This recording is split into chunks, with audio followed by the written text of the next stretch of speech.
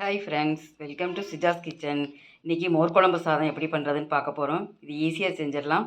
ஒரு டம்ளர் தயிர் எடுத்து வச்சுருக்கேன். இந்த டம்ளரில் நீங்கள் அரிசி எடுக்கீங்களோ அந்த டம்ளருக்கு ஒரு டம்ளர் மோர் அல்லது தயிர் எடுத்து வச்சுக்கோங்க.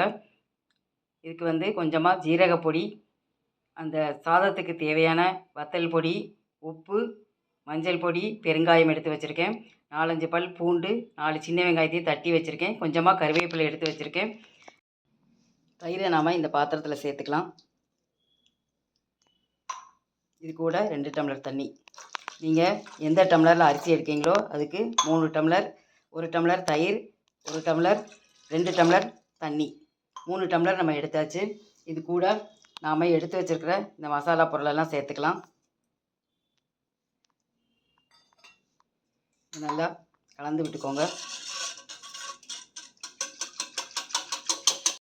அரிசியை நல்லா களைஞ்சி எடுத்துகிட்டு வந்துட்டு அதில் கொஞ்சமாக கருவேப்பிலை சேர்த்துருக்கேன். பூண்டும் வெங்காயமும் தட்டி வச்சுருந்தேன், அதையும் சேர்த்துருக்கேன். கொஞ்சமாக இஞ்சியும் கட் பண்ணி போட்டிருக்கேன்.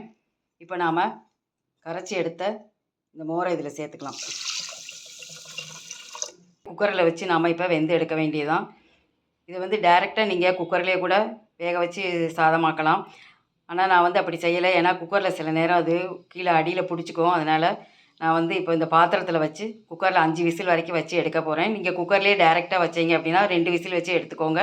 இல்லை நம்ம உப்பு எல்லாமே போட்டாச்சு, அதனால் ஒன்றும் போட தேவையில்லை. அப்படியே குக்கரில் வச்சு இப்போ வெந்து எடுத்துகிட்டு வந்துடலாம். மோர் குழம்பு சாதம் நல்லா வெந்து வந்துட்டு சாப்பிட்றதுக்கும் நல்லா டேஸ்ட்டாக இருக்குது.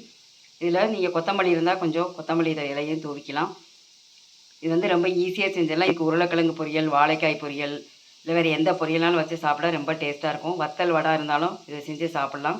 நீங்களே இதை ஒரு தடவை ட்ரை பண்ணி பாருங்கள் ஃப்ரெண்ட்ஸ். Okay, thank you. ஒரு வீடியோவில் மீட் பண்ணுவோம்.